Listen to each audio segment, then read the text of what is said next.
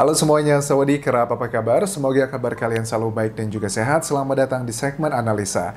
Hari ini kita kembali update mengenai kasus Subang, Jawa Barat, dan aku berharap teman-teman terus setia mengawal kasus ini agar tidak hilang begitu saja. Percayalah, kekuatan netizen di Indonesia itu luar biasa, dan aku yakin juga tim penyidik sedang bekerja sangat keras, tapi tidak bisa menutup mata dengan hampir 3 bulan masih belum terungkap. Tentunya ini menjadi tekanan yang saat ini sedang dirasakan oleh tim penyidik, tapi juga ya suka nggak suka karena kasus ini sudah menjadi konsumsi nasional.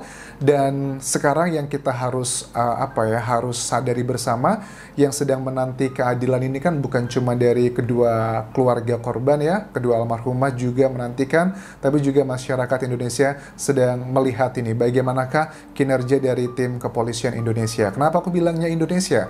Karena kasus ini sekarang sudah tidak hanya ditangani oleh Polsek Subang, tapi juga Polda Jabar serta juga Mabes Polri. Artinya sudah membawa nama besar institusi Polri yang luar biasa. Di video ini yang kita akan bahas adalah mengenai pemeriksaan yang dilakukan tim penyidik untuk Pak Yosep yang kemarin itu di tanggal 9 ya November. Pak Yosep dilakukan pemeriksaan sudah sebanyak 15 kali. Sementara untuk Yoris dan juga Danu hari ini tanggal 10 November sedang dilakukan pemeriksaan kembali, dan untuk Danu itu sudah ke-12 kali, 12 atau 13, kurang lebih tidak jauh beda dengan Pak Yosep. Sementara untuk Yoris sendiri adalah pemeriksaan yang ke-8. Jumlah atau total pemeriksaan bukan jaminan apapun. Mentang-mentang banyak diperiksa, sudah pasti dia akan menjadi tersangka? Belum ya. Itu adalah logika pertama yang harus kita pahami. Yang pertama, kita akan bahas dulu keterangan dari tim kuasa hukum Pak Yosep pada saat diwawancara oleh desjabar.com. Ini ditanyakan apa yang dilakukan pada saat dilakukan pemeriksaan kemarin, kurang lebih sekitar 5 jam pemeriksaannya, dan ada beberapa poin yang menarik. Pertama adalah kita melihat bahwa Pak Yosep pada saat diperiksa itu disodori kertas dan juga pena. Ada apa ini? Kenapa ini disampaikan oleh tim kuasa hukum? Dan aku menangkapnya pada saat tim kuasa hukum menyatakan ini mengenai Pak Yosep pada saat pemeriksaan disodori pena dan juga kertas gitu. Ini adalah hal yang pertama kali treatmentnya yang dilakukan oleh tim penyidik.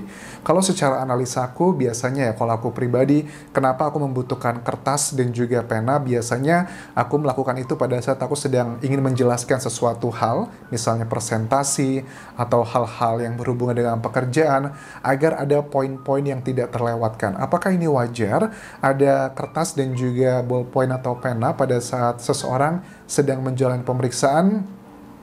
Menurut aku sebenarnya tidak wajar ya. Kenapa aku bilang tidak wajar? Ini kan BAP, berita acara pemeriksaan. Makanya selalu aku bilang dari beberapa waktu lalu, dan juga menurut pakar kriminolog ya UI, yang menyatakan kalau saksi itu diperiksa berkali-kali, kemungkinan besar akan terjadi pembiasan. Pembiasan itu artinya begini, kalau saksi pertama kali diperiksa, mereka tuh tidak punya pengalaman ya. Jadi apa yang dikatakan tuh relatif lebih fakta begitu. Tapi kalau sudah berkali-kali, apalagi sudah 15 kali, sudah berkali-kali lah intinya begitu, itu pastikan si saksi sudah mulai belajar ya dari pemeriksaan pertama apa, kedua apa. Jadi sudah ada persiapannya. Dan takutnya adalah pada saat terjadi pembiasan di BAP, itu bukan lagi fakta tapi adalah opini. Tapi mungkin saja, aku yakin tim penyidik rely-nya adalah paling banyak pada saat di bagian pertama dan kedua, ketiga pemeriksaan dari masing-masing saksi. Dan yang sekarang ini mungkin hanya penguatan-penguatan saja. Makanya salah satu cara untuk menajamkan keterangan dari BAP tersebut, karena BAP kan adalah verbatim ya, ucapan apa yang dikatakan saksi kemudian dituliskan oleh tim penyidik, dan itu nanti yang akan dijadikan analisa dari bagian BAP-nya sendiri, dan bisa menjadi salah satu ada yang bilang bisa menjadi alat bukti di persidangan, walaupun ini juga masih debatable. Pengacara bilang tidak bisa. BAP itu tidak bisa dijadikan alat bukti, tapi faktanya kita juga melihat ada beberapa persidangan BAP kalau memang kontennya kuat sekali dan juga masuk akal, menurut aku bisa sih dijadikan alat bukti. Jadi bukan lagi tentang definisi BAP atau tidaknya, tapi tergantung konteksnya dan kontennya apa yang ada dalam BAP tersebut. Kalau benar-benar sama sekali tidak masuk akal, tentunya itu bisa menjadi salah satu pertimbangan di pengadilan nanti ya untuk menentukan siapakah tersangkanya begitu.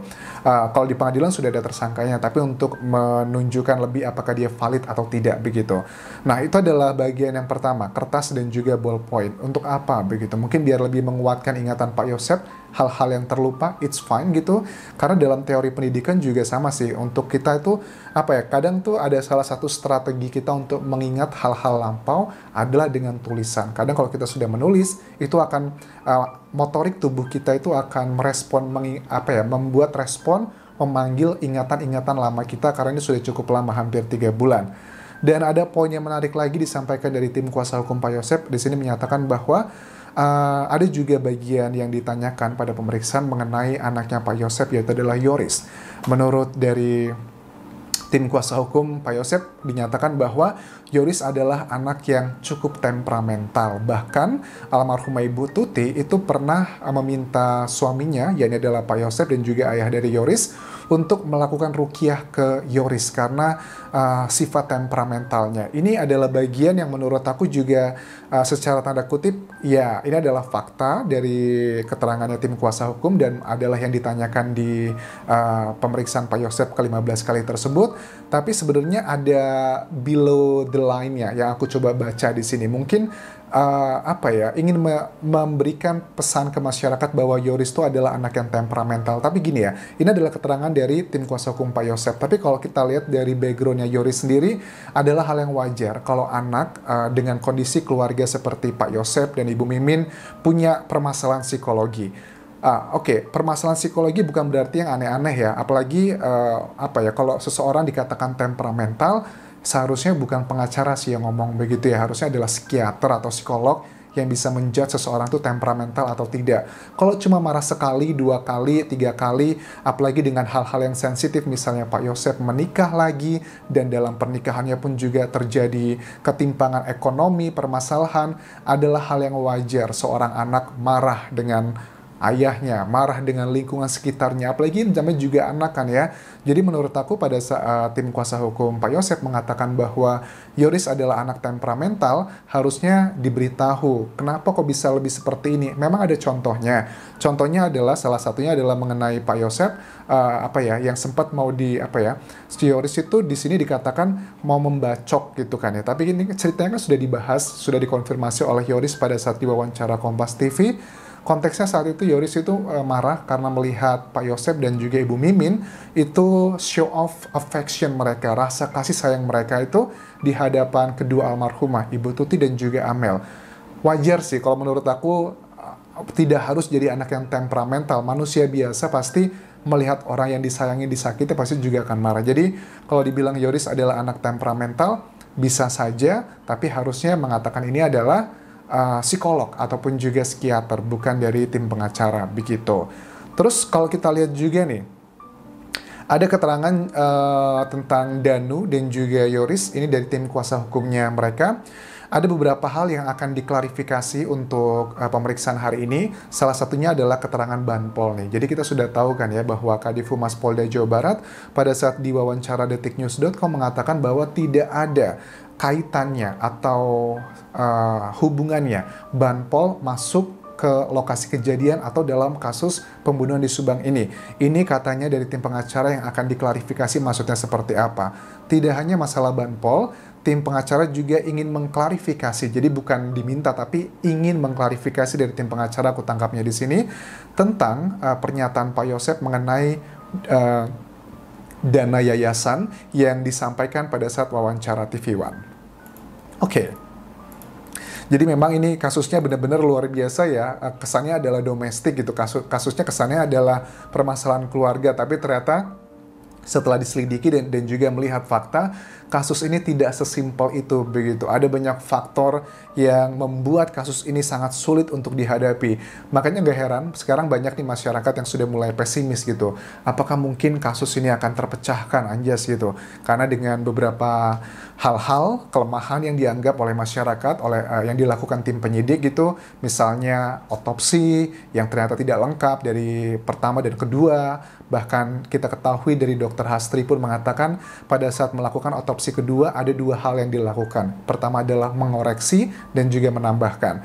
Belum dirilis hasil resminya dari tim penyidik, tapi paling tidak Dr. Hastri sudah mengatakan satu hal yang dikoreksi adalah waktu kematian. Fundamental informasi waktu kematian salah itu menurut aku sudah sangat fatal sekali ya. Walaupun Dr. Hastri mengatakan bedanya nggak terlalu jauh kok, lebih spesifik. Well, ya oke lah. Kalian sudah tahu, kalian bisa menilai seperti apa. Karena berita ini kan sudah dikonsumsi masyarakat Indonesia sejak 2 bulan terakhir ini. Dan aku memang mengikuti kasus ini baru sebulanan terakhir ini guys. Jadi walaupun aku mengikutinya hampir tiap hari, tapi mungkin ada banyak hal yang tidak aku ketahui, pasti sih, karena kan yang aku ketahui hanya informasi yang aku dapatkan dari media massa dan aku pilihkan sumber-sumber yang valid. Sementara ada 54 saksi yang sudah diperiksa oleh tim penyidik dan yang berbicara hanya belasan saja di media massa. Terima kasih sudah menonton video ini, kita nantikan bagaimana hasil tim penyidik melakukan pekerjaannya untuk pemeriksaan hari ini ke Danu dan juga Yoris. Kita nantikan hasilnya seperti apa. Apakah ini akan menjadi pemeriksaan mereka terakhir dan kemudian menentukan siapa tersangka, atau masih adakah lagi pemeriksaan-pemeriksaan berikutnya? Tuliskan pendapat kalian di kolom komentar ini. Terima kasih sudah menonton. Jangan lupa follow Instagramku di Anjas di Thailand, karena aku sering live Instagram di sana untuk ngebahas kasus ini. Dan juga please subscribe channel YouTube ini. Kopun kerap semuanya. Bye-bye.